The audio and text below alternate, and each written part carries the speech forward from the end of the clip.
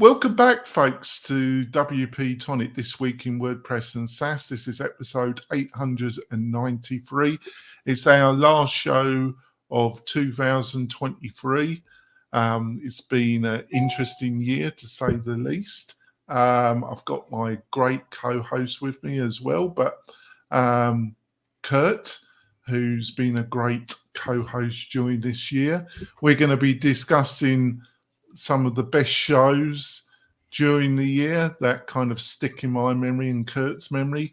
Plus, in the second half, we're going to be talking about some of the best plugins and tech WordPress and tech stories during 2003. Should be a fab show. So, Kurt, do you want to introduce yourself to the new listeners and viewers? Yeah, thanks, Jonathan. My name is Kurt Von Onen. I own a company called Manana No Mas. I also do a podcast with the same name, focused largely on learning and membership websites. And before you cut me off and say that's great, I just want to say publicly, Jonathan, thank you for having me on the show. You have introduced me to a ton of really fantastic people, and it's been a lot of fun. Yeah, I just wanted to say thank you for being so supportive, Kurt. Obviously, 2022 was at the end of it was a difficult year. But I think the show, with your help, has found its feet again. And it's just been a pleasure working with you. And I have we all have our weaknesses, but hopefully you would agree, Kurt, that your input is always listened to and considered. Would you agree with that? Yeah, I would. Right.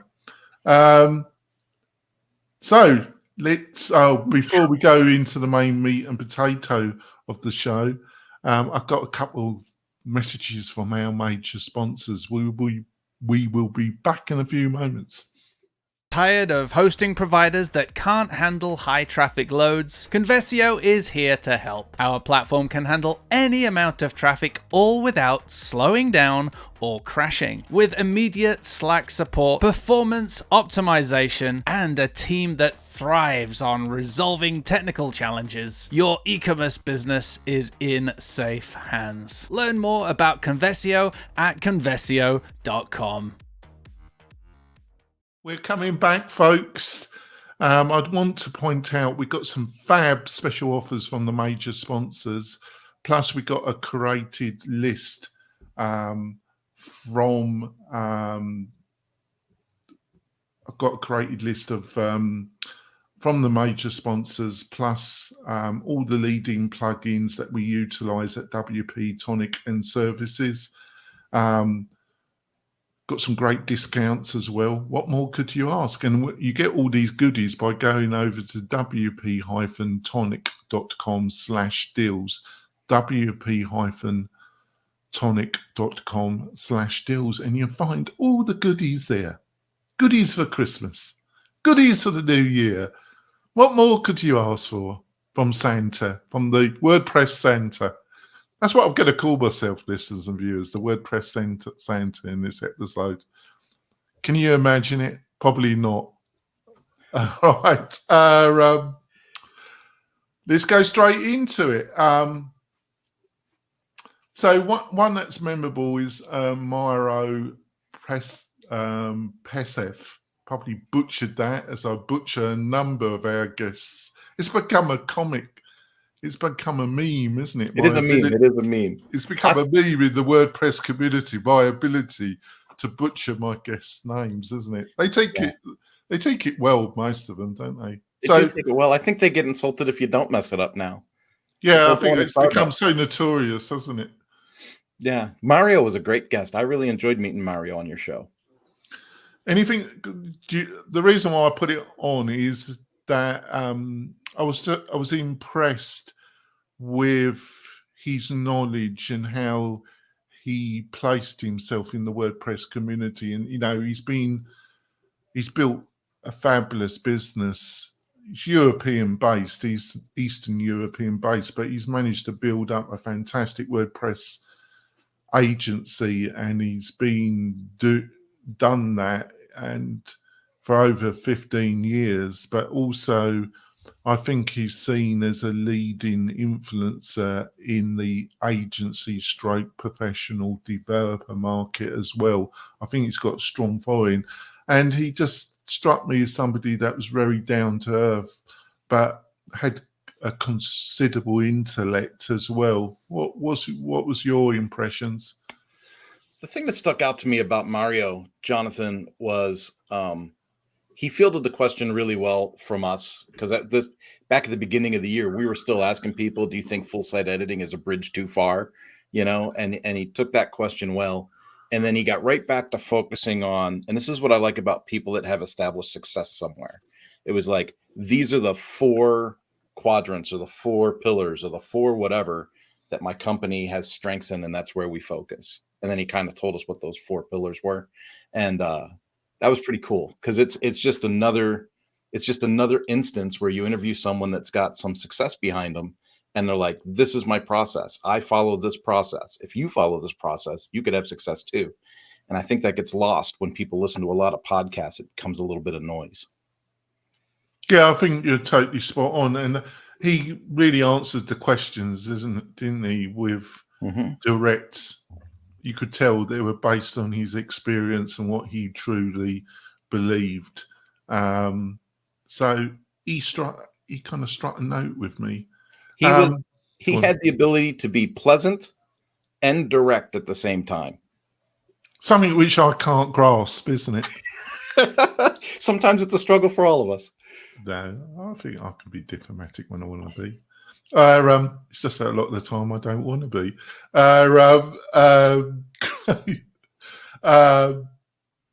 On to the next one. It was last week. Obviously, the most recent interviews do struck in your mind. This came from you. This was our interview from Graham Hoffman, the man. We must get the title. He said if we don't, he'll get into trouble. Graham Hoffman, managing director of BuddyBoss. Yeah. What struck you about this conversation, Kurt? Well, there's more than just a couple things to strike me about having Graham on, and that was, I had done a separate podcast with their manager of content a month prior, maybe. And I've learned that the people at BuddyBoss aren't afraid to talk. You ask them a question and then sit back and listen for that answer, man, because they will go on for a bit. They're good communicators. Tom doesn't want to go on anything, but that's his choice. But he's got a couple of good communicators to do the tour. Yeah, for him. So I give him credence for that. Well, and part of what I like so much about just that openness and communication and how we were able to engage in conversation with Graham is, if we're honest, it's a cornerstone product for WP-Tonic. And so to know that we have that relationship with them and we can reach out to them if we need to, or we can give our customers the best social product at the best price, at the best service and support. I mean, it's just a cool deal. And it really stuck out to me how open they were to the communication. And it didn't seem like things were as hidden as I once imagined them to be there. Well, BuddyBoss, I give BuddyBoss a bit of slack. And the reason why I give them a bit of slack is that it's a very ambitious company, and I've got nothing against ambition. And what ambition commercially, but also commission ambition technically, because trying to build an app on top of WordPress to build something that challenges a real strong and well-financed SaaS competitor, which is Mighty Networks, is ambitious. And they've had their difficulties, and people have thrown a bit of mud at BuddyBoss. They threw a bit of mud towards them by forking, which I thought was unfair, to say the least. But then they received a bit of mud because they had difficulties, technical and support difficulties, when they published their first beta of this app. But what I think the price point and also the technical difficulties that I'm not an active developer, but I have some comprehension of what they were dealing with and the ambition, and they have pulled it off. It's settled down. There's a lot of people, there are a small minority that still have some technical problems, but there's a lot of people using it now. And I just give them credence for the ambition. Is that making sense, Kurt? Yeah, it does. Because you're right. It's a big thing to bite off. It's not a small, this isn't like making some form plugin to get people to subscribe at the bottom of your footer. This is it's a platform to itself. So I think they've done a pretty wonderful job at rolling that out, and honestly, getting the buy-in from the public. We have a lot of traffic on that product. Yeah. So I'll give them top marks for that.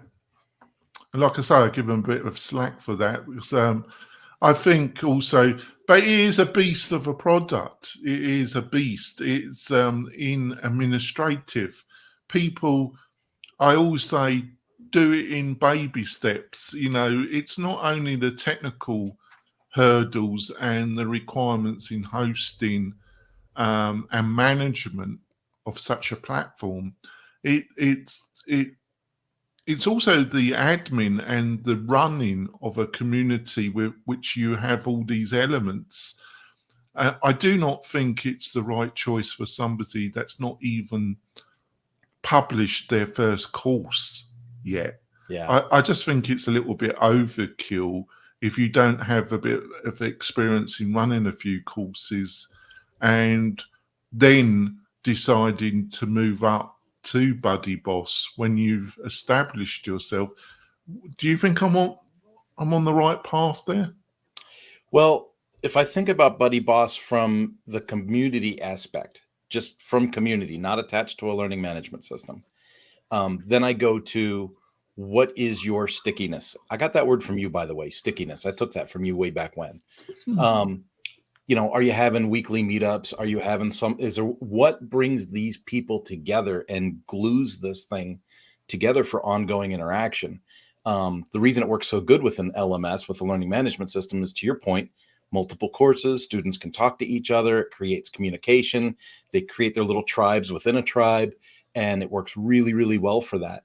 But if you're not a course creator and you want to do a social site and try and yank people off of the Facebook environment, well, then you have to ask yourself, what is the offer? What's the stickiness? What keeps people? It's the what's in it for me syndrome. And a lot of creators fail to answer that question. And that's why they struggle with this product. Yeah. I think you put that so well. Thanks for that. No worries. On to the next one. And that was David Valentine. What struck you about that conversation, Kurt? I kind of picked this. Oh, no, I'm sorry. I've done it out of order. I apologise. We need to talk. I apologise. The next one is actually David Walker of Devin. Sorry. Yeah. Devin Walker of SolidWP. The reason why I added him is, he's enormously experienced, and him and his partner built a really powerful plugin with Give WP, or WP Give. I always get it the wrong way around. And then they joined Liquid Web, which is now well, that's one of the problems, because they, it's nothing to do with Devin. Is that they got 3 names, haven't they? They got multiple names, actually. I think they got four different names that you could utilize depending on which part of the company that you're talking about, which I'm sure it makes sense to them, but I just find it totally confusing. But I'm a simple soul at heart, which, if you've been listening to this show for the few years, folks, you are well aware how simple I am. But what struck you about Devin then? Well, the thing that struck me about you picking this episode was the fact that I wasn't on it. It's probably why it's one of your favorites. Devin, to me, is just one of those really cool people. I met him at WordCamp in San Diego. At the He's an time, extremely generous individual, isn't he? Yeah. And then I saw him again at another event, and he's just a real personable, knows you by name, shakes your hand, good looking fella, big smile. It's And disgusting, isn't it? I'm so jealous. He's good And- looking, intelligent. You're- The women you're just must love him, and he's talented as well. It's sickening, isn't it? It's absolutely Exactly. And Yeah. but he's one of those guys that just makes you comfortable in your own skin. He's like one, and it's a huge compliment to be able to say that. People might be listening to this from other countries and different languages and wondering what I just said, but it's a saying. It just means that he's just really good at communication and relationship building. And when I listened to that podcast, because I wasn't on it, he was talking about rebranding and stuff like that. And that's a key thing to consider when you start building product in the space, and you got to figure out, like, if I sell this, how is this going to transfer over? How is this going to transition to new ownership or to expansion? And he seems to be really dialed in on that channel. He's an expert there. Well, I think him and his partner and the team done a really excellent, and I know a few of the team of the plugin, SolidWP groups. They're Stellar. You got Stellar, which is their kind of WordPress holding company, and in Liquid Web is a traditional hosting that has strong linkage in the WP world. So Stellar's their overarching company that kind of deals with the plugins and the hosting side connected to WordPress, where Solid is the themes, plugins that they bought. This is how, I might have got it wrong, but this is how I see it. And I think Devin and his team did a really excellent job with the rebranding of grouping these various plugins under the SolidWP new branding umbrella. I thought they did a really excellent job. He's been one of the drivers. He struck me very similar to Mario, is that he really does have a strong understanding of the business, where he wants to take things. He seems to have a clear roadmap and understanding of where he's taking stuff. Would you agree with that? I do. Yeah. And like I said, I've had the benefit of spending one-on-one time with him at these different word camps, and he's just a real genuine, easy person to be around. Right. On to the next one, which I got out of, which was David Valentine. What did you get from this particular conversation? Well, David's one of those people that you introduced me to, Jonathan, and we actually, maybe I shouldn't call him a friend, but I'll certainly call him an acquaintance. We stayed connected after the show. I think he's a very dynamic, super cool person. And what I really liked about the episode that we did on the WP-Tonic was it wasn't strictly down this, WordPress developer plugin timeline. We gave the listeners something a little different in that episode. And David was really transparent on the show. He talked about, his first entrepreneurial things that he was doing at like the age of 4, selling stuff to family members, and then a very personal story about stress and his success and how they were clashing with one another. And he basically had to do a whole life kind of redesign to figure out, well, how am I going to be an entrepreneur and not put myself in an early grave? And he redesigned that whole entrepreneur's journey to the point that he lives in the woods in Washington now with his family and is a super chill dude, but owns like 8 companies all in the 7-figure range. Like, it's a really cool success story about how somebody can put their act together. Yeah, it's amazing. I try and mix it up, folks. I try, it has WordPress focus, but I try and bring people from the agency, from the marketing, and from the SaaS world, and combine it. Because there's only so many people I can interview from the WordPress world. I'm sorry, I know it's disgusting, but I just like mix it up. Hopefully you will give us more feedback about the type of subjects and guests. You're very silent, audience. We I'm need looking for comments. I'm not seeing any yet. you don't join us live. You hardly make a comment. You could say I need to make it, but you can comment on the WP-Tonic YouTube channel. These videos, these shows are all on the WP-Tonic, and you can make your comments there, and you can make your views clear. Now, I think in order to do that show justice, if we're going to talk about it as a roundup, is the hook, the way that we got him on the show and what we told people we were going to talk about was how to book 100 sales calls in a month or something like that. One of his companies is a lead generation company, and it's all about generating leads with cold contact and stuff like that. So that was the hook, but the story behind the hook I just thought was really, really good. That was great. Oh, we got Jill joining us. Oh, we are going to say good things about you, Jill. Don't worry.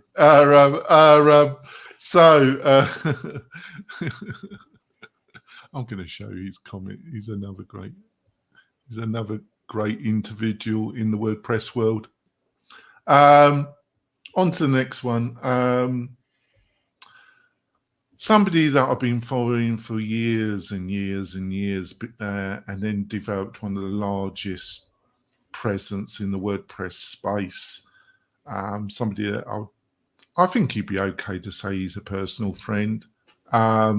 It's Jason Cohen, founder of WP Engine. I just think as an entrepreneur and an intellectual, he's somebody, he can talk. Yeah. He likes to talk. I can talk. I can ramble, can't I? When I want to. To say I can ramble is an understatement, isn't it, Kurt? At least I'm aware of it, and but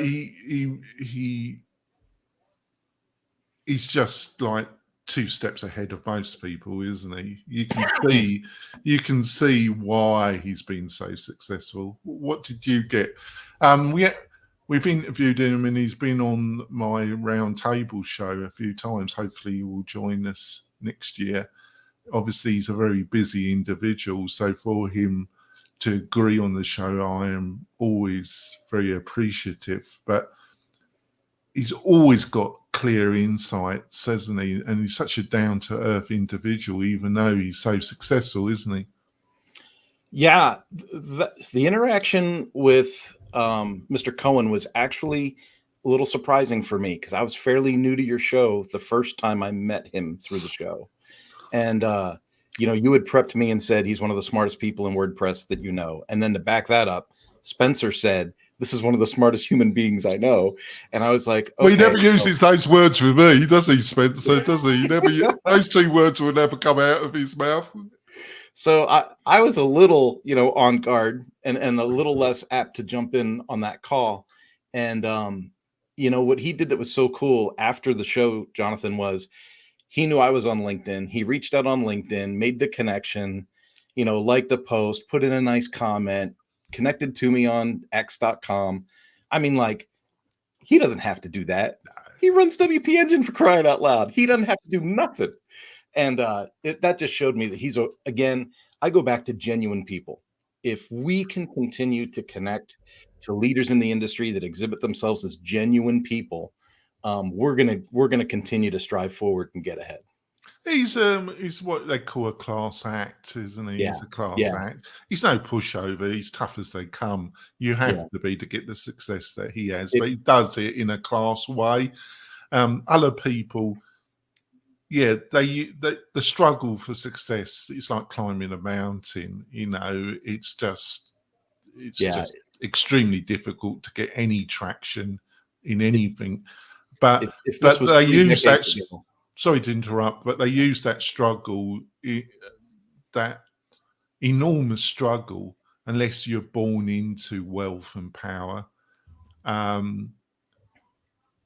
They use it as an excuse to be horrible to people. Jason doesn't do that. So, sorry, I interrupted you. What was you going to say?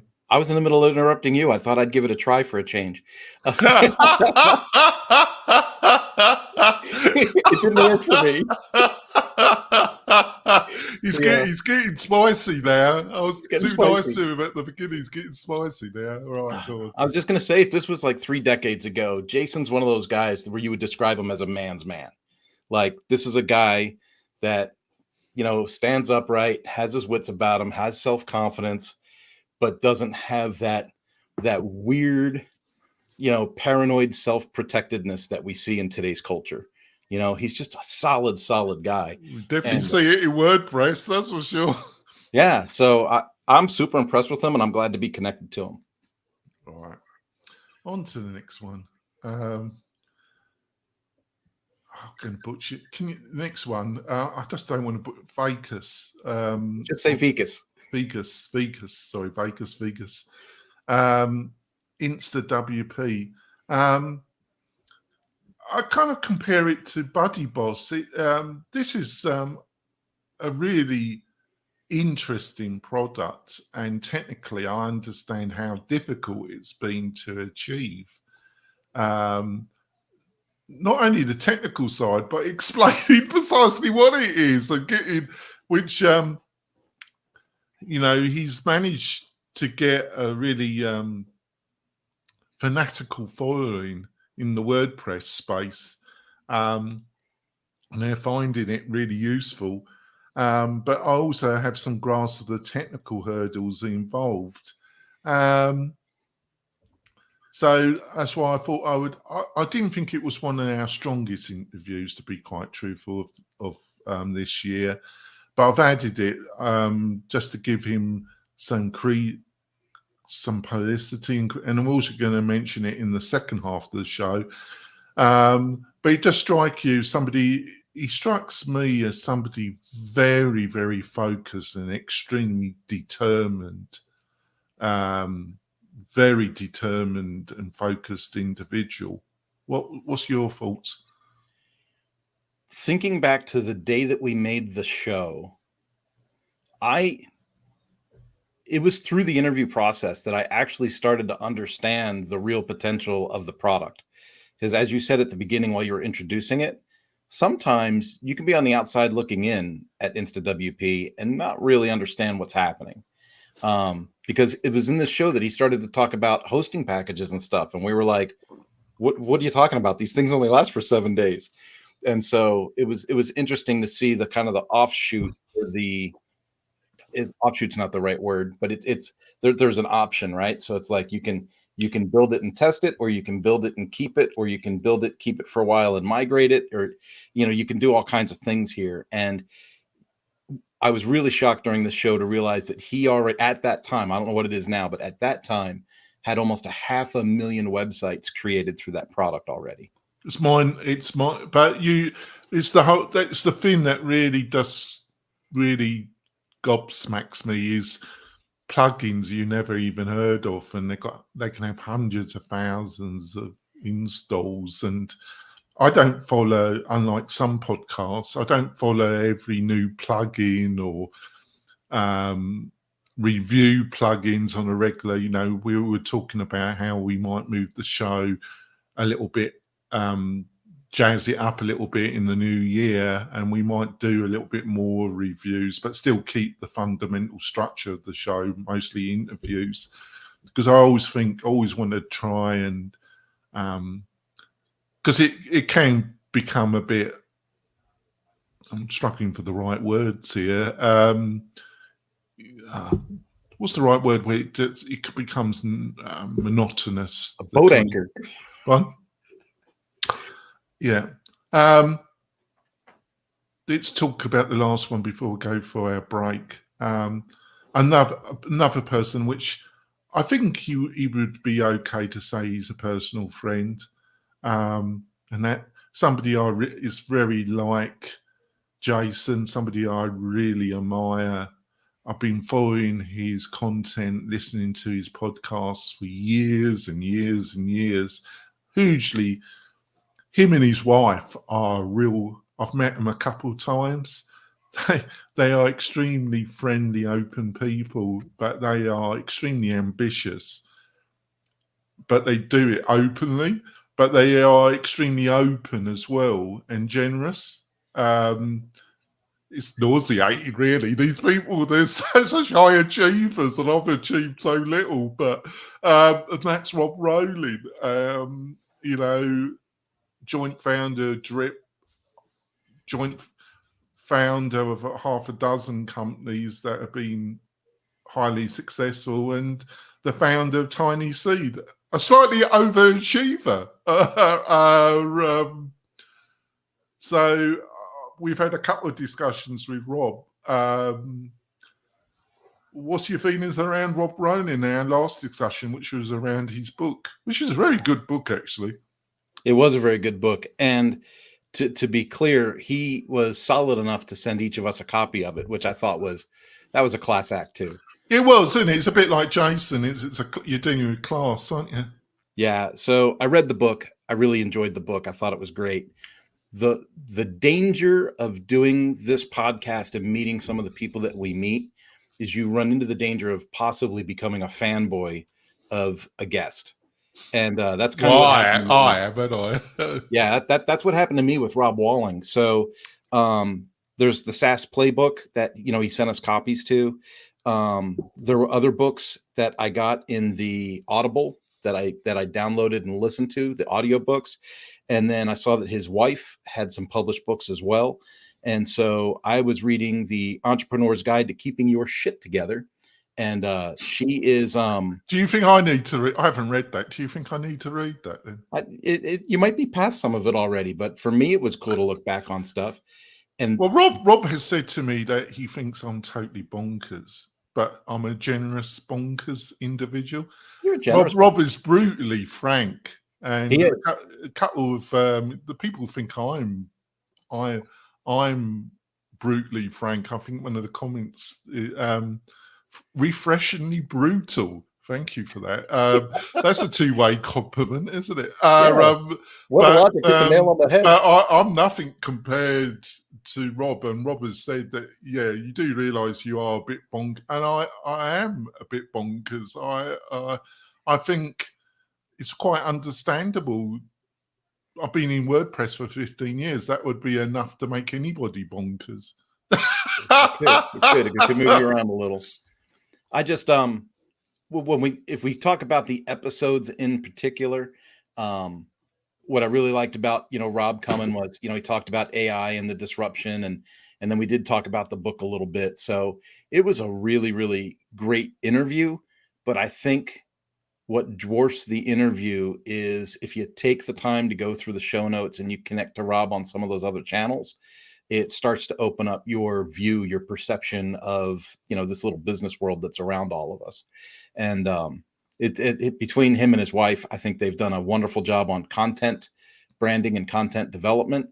And there's a lot to learn from a guy that is, to your point, very direct, but also very generous and compassionate at the same time. Yeah, he's no pushover. Like I say, he was brutally on it. He said, I won't go in the answer, but he said, you do realise that you can be a handful, Jonathan. And I can be. But, and I can be impatient and I can say the wrong thing. But I think, hopefully, sometimes I've been a little occasionally rough with you, but I've always come back to you and I've apologised about it on reflection. And I'm just a human being and I can be wrong about things and I'll make mistakes. But I'm not into cruelty just for the sake of cruelty. No. But you know what? From the other side of the coin, it was until probably my late 30s, Jonathan, before I realized that you never know what somebody else's day has been like. No, you don't. You just don't know. And so you extend grace, you extend a little patience, and you give people a chance to come back and correct their communication. And that's there's that. But then you come across other people that actually get delight in making everybody and everything around them a pain in the arse, don't they? They never back off. They consistently are criticizing, and they also like domination and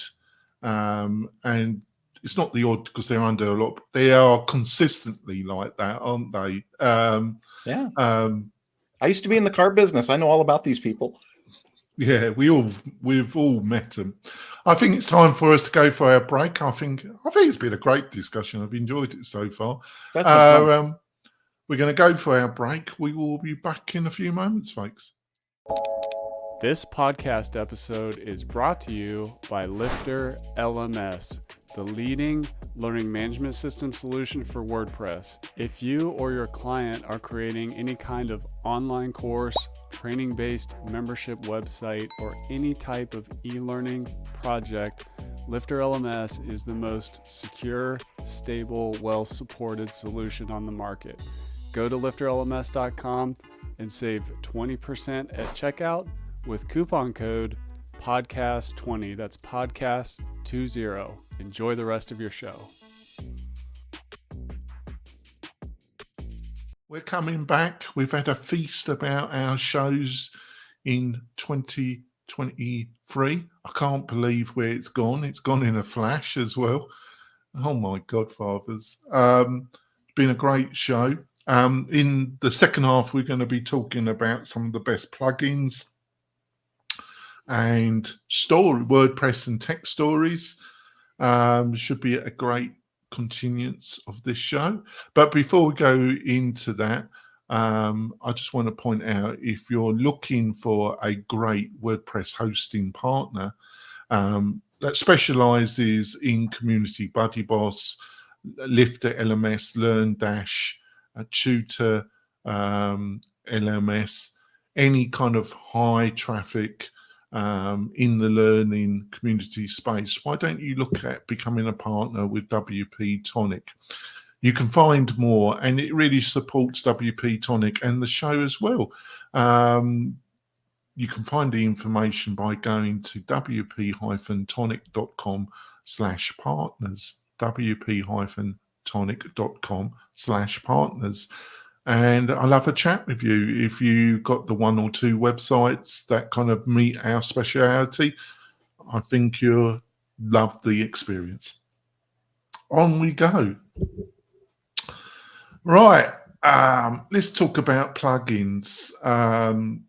I think we also interviewed Ben. I think, did you miss that one? I think you missed that one. My interview with Ben from Cadence WP. I think you did. I think I was out on that one. Yes. Yes.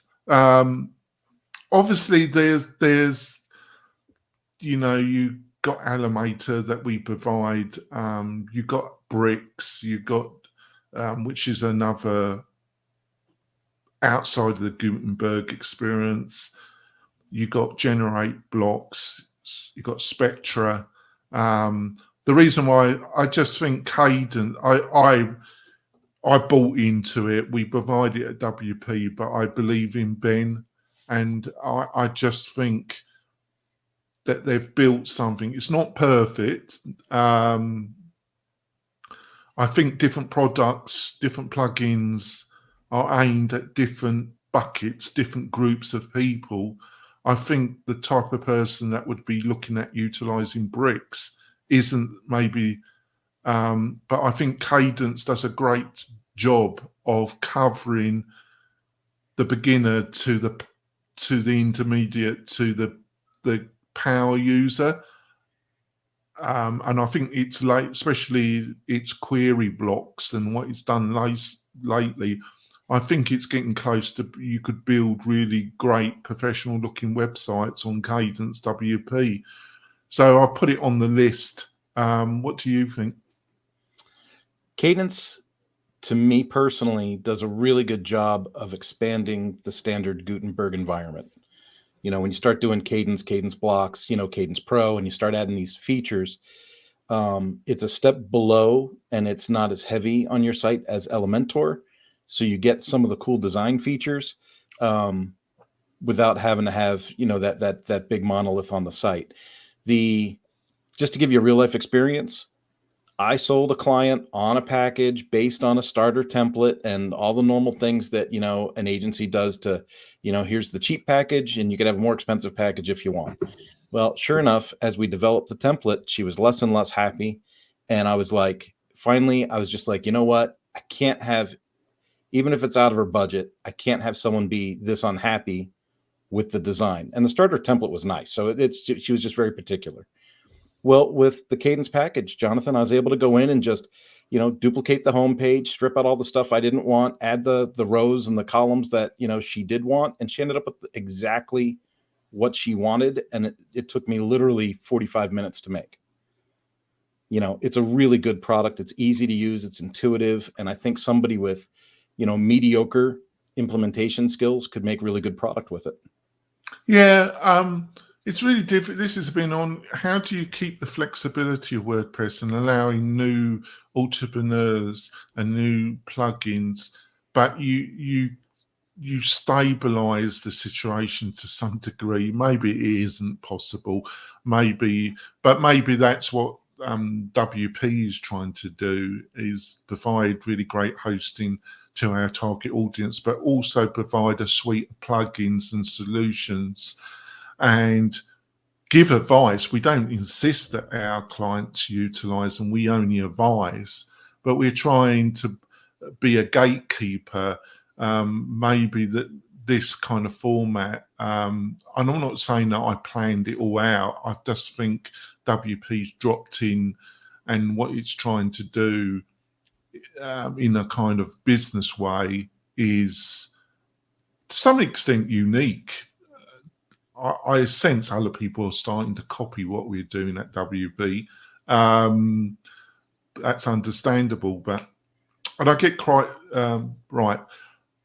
I'm going to change the order a little bit. Let's talk about what I think is one of the biggest powerhouses in 2023. It's just godsmacking, and I am a bit of a supporter, but it's the Fluent team. It's Jewel. He's here as well, Jewel. Thanks for joining us. And it's WP Managed Niger.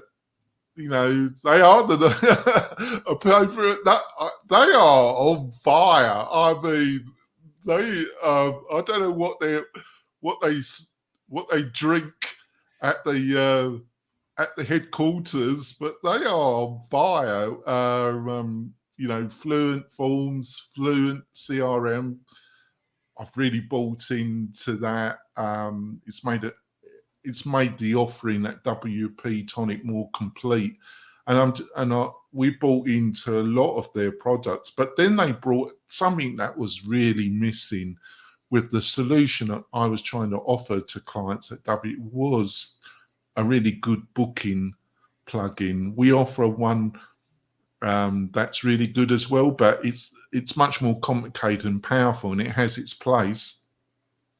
But I was looking for more for the beginning that does for coaches, for those that build in a community. And that also connects with Google in a reasonably easy way. And then they brought out Fluent Booking. And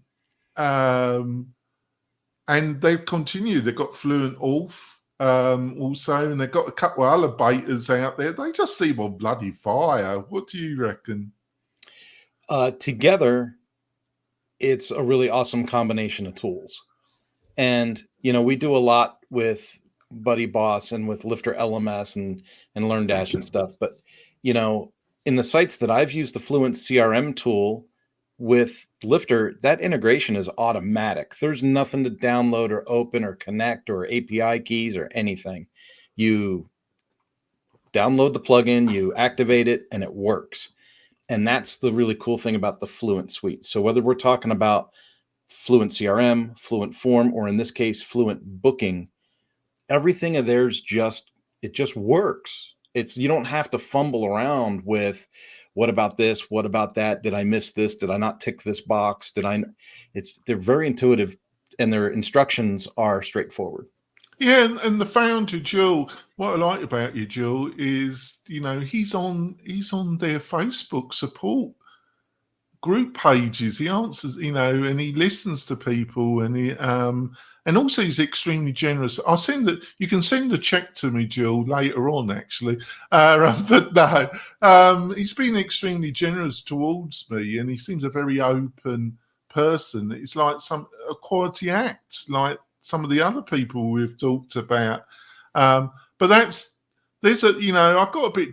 got a bit cynical about WordPress because some of the grief some of it justified, but a lot of it unjustified. But there's some really great people in the WordPress space, really quality people, and in the SaaS technology space in general, there are some losers. They make a lot of noise, but when they don't actually do much, they just make a lot of noise, if you know what I mean. But there is a small minority. I consider them losers because they just don't actually do much. But no, they just seem on fire, don't they? On to another one, Ollie. Ollie just blew me away. I haven't had the time to get into it, but it's just, we interviewed one of the founders, and I think they're based in Portugal. And I haven't played around with it, but it's still on my radar. I think you've looked at it a little bit more, haven't you? And it's kind of blown you away, isn't it? Well, it's a yes and no. I'm going to take this one back to, if you're a beginner in the WordPress space, the startup feature, the wizard, if you will, puts things into place really quickly. So, here's some templated pages. What pages do you want us to create for you? Click, click, click, pick the ones you want, push a button, and it adds the pages and puts the initial format in. That is super cool. Almost like a starter site, the way that you and I would think about starter sites with another provider. But I'll be honest, man, on the back end of it, to actually make the design changes and play with different things, there's a lot of opportunities to upgrade to Pro. So it's one of those plugins that I think on the free version is a really big tease. And then you almost need to go Pro to get the real functionality out of it and unlock the real design features that product is holding. Yeah, because I don't aim that, because I think it's aimed at the more power implementer, one person, small agency bucket. This is it's a problem, and it isn't a problem. There's people that say, well, why don't you use Animator, or you use you're a bricks hater? No, I'm Divi? not. Pardon? Well, when it comes to, that's the thing with Divi. The founder of Divi and the team at Divi, they're fantastic people. And the founder is, when it comes to business acumen and knowing your audience and building a great business, he's an animal. I mean, that's a London term, folks. That means somebody that you admire. So I'm not utilising it as a disparaging comment. It's actually he's just an animal, and I've met him a couple of times. He won't come. He doesn't do interviews, or he won't come on this show. I can't blame him really, but he doesn't do many interviews anyway, because he's very, very down to earth. All the people I've met at Divi, they're always nice people. I just don't like the product. It's just, sorry, I just don't like Divi. But you can't please everybody. Doesn't mean it isn't any good. I just don't like it, folks. Never have liked it. But different things for different people. If we all like the same things, it'd be a boring world, wouldn't it? I don't think it bothers him. He's too busy counting the money. He don't care what a prick like me thinks. Yeah. So Ollie, because I think I'm not really done much with bricks, but I listened to WP-Tonic. Paul's a great guy, even though he's Welsh. I won't hold that against him. sheep shagger, as I say. But I won't hold it against him. But he loves bricks, and it looks a really good platform. But I think it's aimed at the power user, the agency type of people that are building websites for people. Yeah. It's not aimed at the DIY. That's what I like about the Fluent. That's the other thing. The Fluent, I think their plugins have to kind of, they've got a broader the necessity. They're going to be utilized by people that are just, they're not power users, but they also got to have the power so agencies or implementers can do the work that they need. So it's a difficult thing that Fluent is dealing with, and they've got to deal with that in the UX and that. To be fair with Oli, I think they're just aimed at the power users. I don't think a DI person's going to use Oli. That's what do you think? I think they might. All I right. mean, I just got into a client's website yesterday that's using some new page builder called Nice Pages. Oh, God, Nice Pages. Never heard of it. You know, these people find stuff, Jonathan. I don't know how they do it, do you? They go into the repository and they find something and they activate it, and then they come running to the agency after the damage is done. And they go, hey, can you save this? And I signed in and I was like, what is this? Where did this come from? All right, I had Insta WP on the list, but I think we've said some good things in the first half about them. So let's move on. To stories. Well, I think WordCamp, I put WordCamp 2023. I didn't attend. In some ways, I regret that I didn't, but I still think it was the right. I'm not going to go in why I decided not to. I think you had a blast. My actual, when people, I think in general, people had a great time there. I went to the 2022 WordCamp, and that was an odd affair. I still enjoyed it. I did a load of interviews. I did almost 16 interviews at the event. And I went to a few of the parties, but not a lot. I kept a low profile, but I drove down, and I had a new sports car, and I enjoyed the drive. And I managed to avoid the Californian police, so I think I did quite well. But there didn't seem to be as many out as in Nevada. There's so many.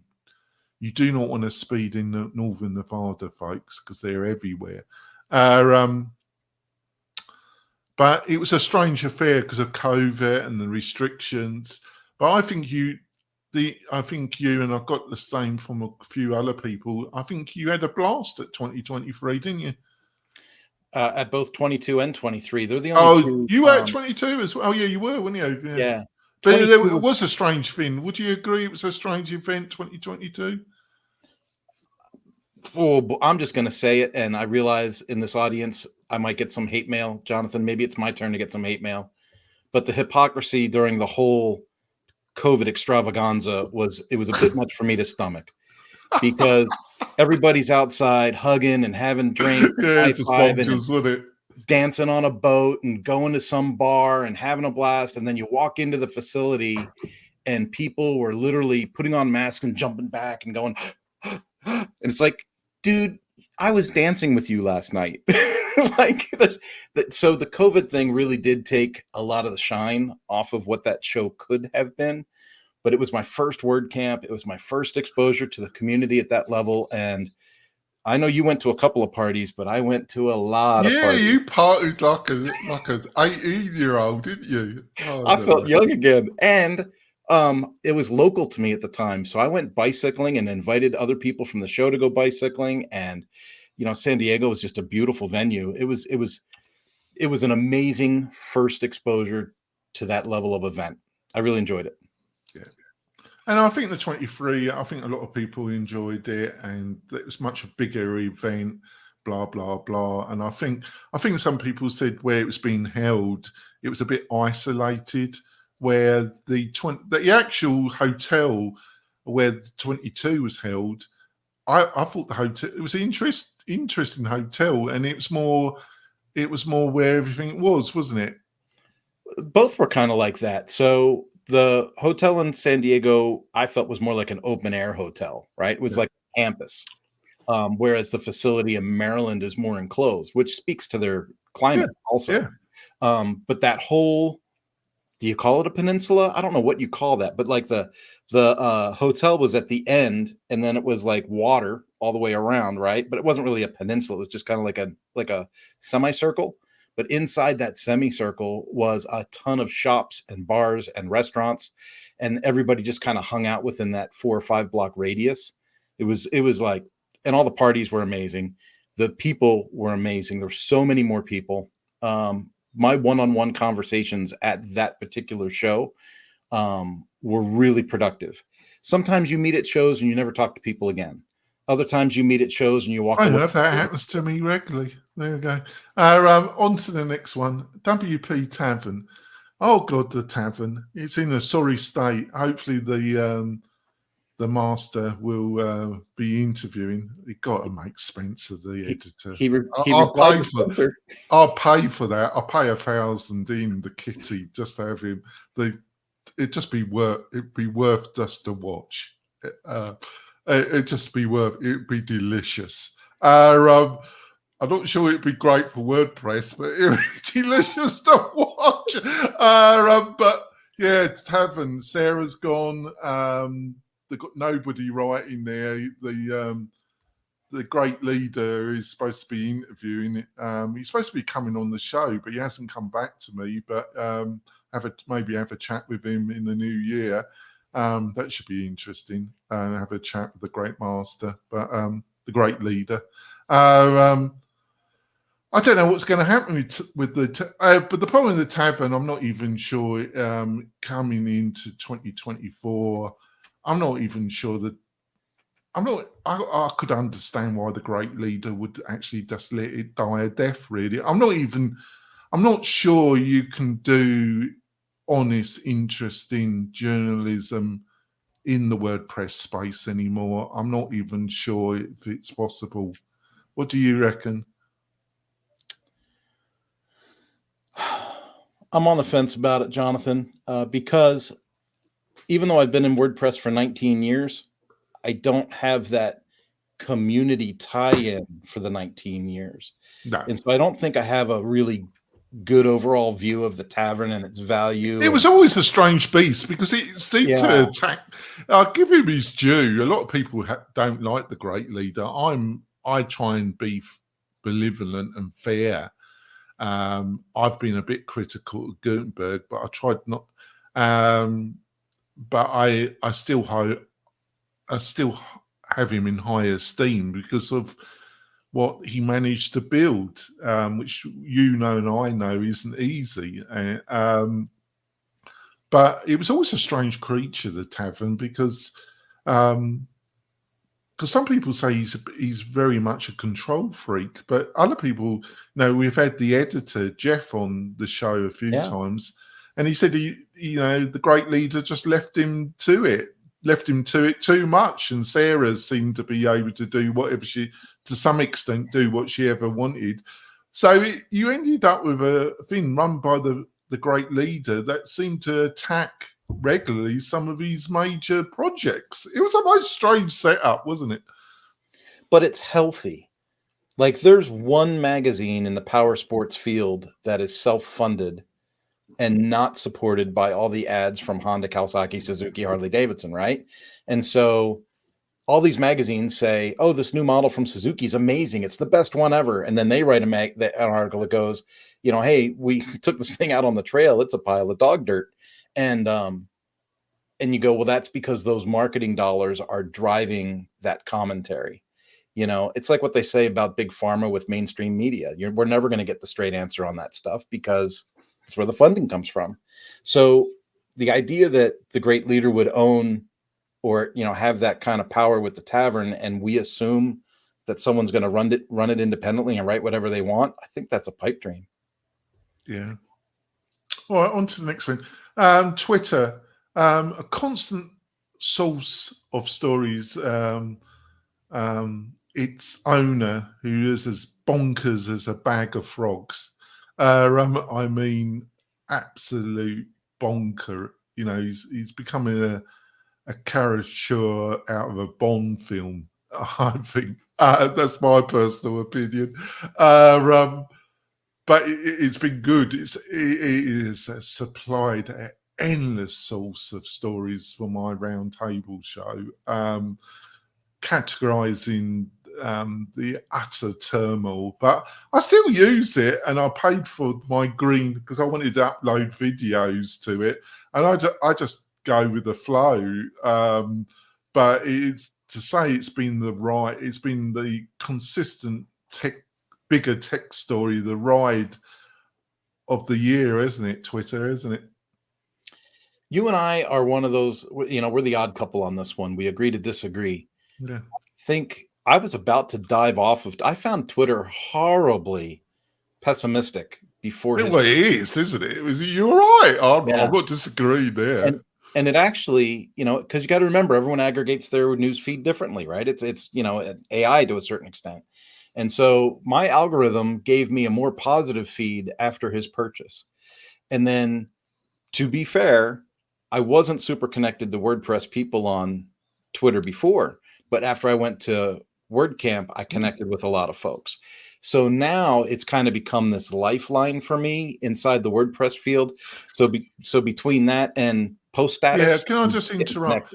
I think as a platform, I think it's still powerful and has a lot of use. I'm just talking about the marriage, you know, it's all the drama, all the extra stuff. I just don't, I think, but be truth, he never wanted to buy it anyway. He was forced in the end by the Delaware Business Court into buying it in the end. I'm not even sure he ever wanted to take it on in the end, did he?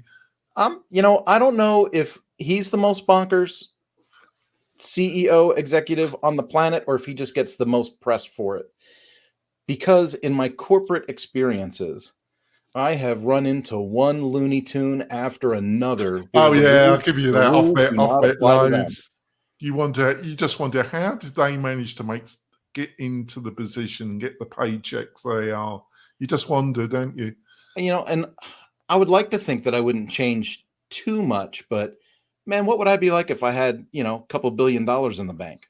Oh, it would bonkers anybody. I probably wouldn't care what Jonathan thought either. No, nobody does anyway. Well, I'm surprised there's a few people that really, I was naive there because I didn't think anybody would be interested in what I've got to say. Right. On to the last one. WP water cooler and Sari Reid. It was just the water cooler. Wish it well. They've never been that friendly towards me, but they haven't been unfriendly. I met her once a couple of times. Last time was a few years ago at the Los Angeles WordCamp.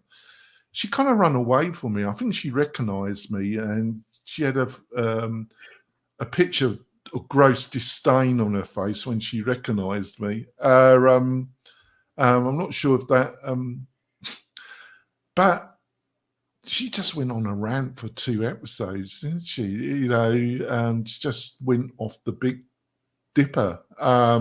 I thought I could rant, but I tend to do it in private.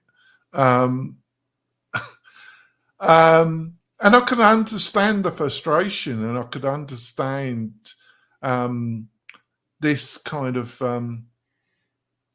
frustration. And I kind of really disdained it a lot. But then you mentioned about a couple of other people, I won't mention their names, that really believe in open source software and really contribute a lot. And you pointed it out to me that they really, and they're not idiots, the couple of people that you mentioned to me, they're really smart people. And they've really, I just feel they've really bought in to this thing. And some of it, I just think it's the Wizard of Oz. I think it's the great leader, got a lot of people to contribute a lot of time and effort. And I think a lot of people, I woke up about 3-4 years ago about the realities of the situation. But I didn't realise, I think a lot of other people still bought into it. And this is the madness of WordPress, because I don't even think all this smoke and mirror stuff is even necessary. I really think the Great Leader and Automatic can do their thing, and they could do it in e-commerce. There's loads of potential there, and they could work much more easier with WordPress.org and the open source traditions. But nobody wants to do anything, and maybe because I just don't have the information. It's normally because there's a load of money involved and they can't. That's normally the reason. So, but I could understand her frustration, but it just went on and on and on and on, didn't it? Oh boy, this is the episode where I get my hate mail for sure. Outsider looking in, just, you know, I've been slighted, I've been shorted, I've been stolen from, I've been all those things. And I know it sucks. You've had to put up with me. I know it sucks. I know it hurts. I get it. But at some point, you know, sometimes you don't even state your case. You just move on to the next thing. But if you feel that you have to state your case, you state your case and then go on to the next thing. But the episodes that, you know, we watched in preparation for the roundtable show, it was a struggle to get through the episodes. I was like, oh my goodness, there's a lot of emotion and drama here when it could have been an opportunity to share something of more value. That's all. Yeah, it's very diplomatic. I think it just struck me. It just went on and on too much. But to be fair, I could understand the frustration, because I think a lot of this is totally unnecessary.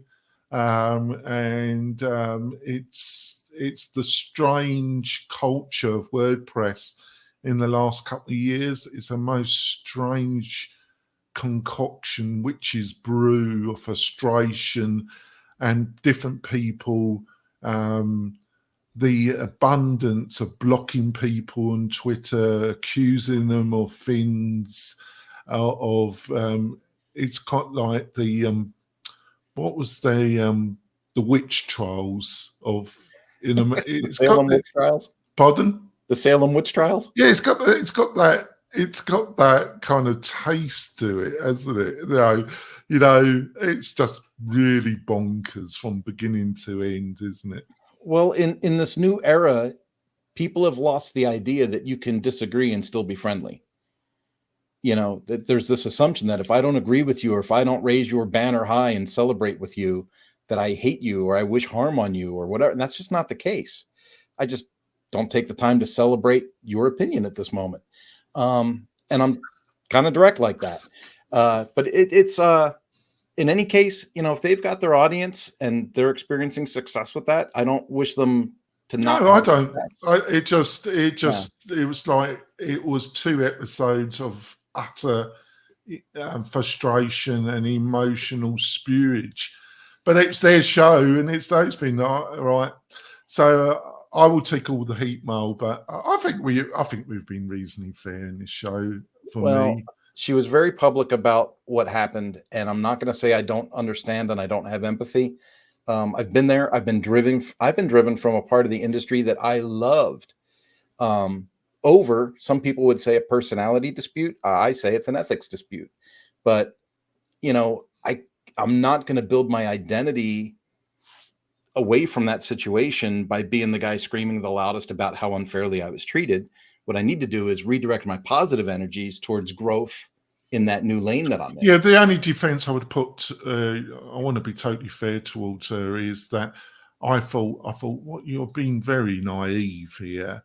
But you pointed out a couple other people who are not naive at all. Yeah. They're much broad. They've made a lot more money than me, and they run big WordPress plugins, and they really buy into this,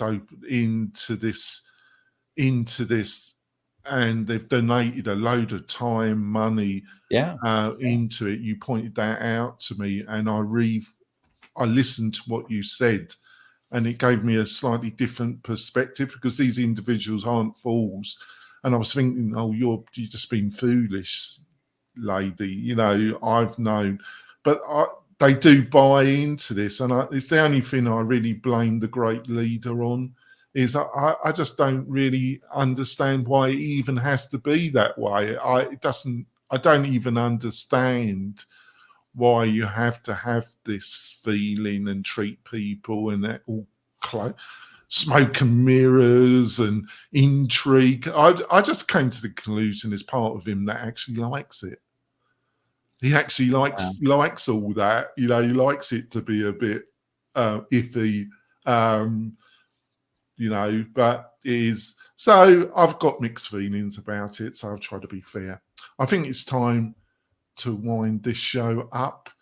We're having a break for Christmas. We will be back in the new year. So, Kirk, what's the best way for people to find out more about you and what you're up to?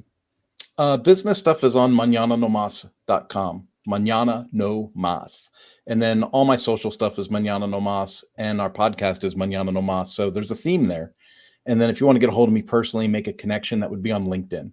I'm Kurt Von Onen on LinkedIn, and I'm the only Kurt Von Onen there. So I'm easy to find. Like we said, we love some feedback. Got plans for the new year. I've got to say, folks, I was thinking of maybe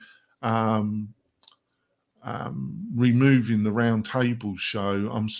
I love it though. I love the conversation and I love the panel and having guests. But I do wonder next year, I do think, is it possible to have any real discussion in the WordPress space or the tech space? I think it probably isn't. But I'm still thinking about it. If you've got any thoughts about it, listeners and viewers, send them to my way if you would like us to continue the monthly show. I haven't got the bandwidth to make it a weekly show, and also I don't want to do that because having a monthly show, a round table show, means that I can just choose the best of stories and I'm not under so much pressure. So I love your thoughts on that. But we've got some great guests in January coming on the show. We're going to have some great discussions. And with Kurt, I want to say, Kurt, it's been a really blessing that you've become part of the show. It's made a big difference, and I'm very grateful for your contribution, Kurt. I appreciate that, Jonathan. Thank you. It's been fun working with you. Oh, thanks. We will be back after the Christmas New Year break, folks. See you soon. Bye.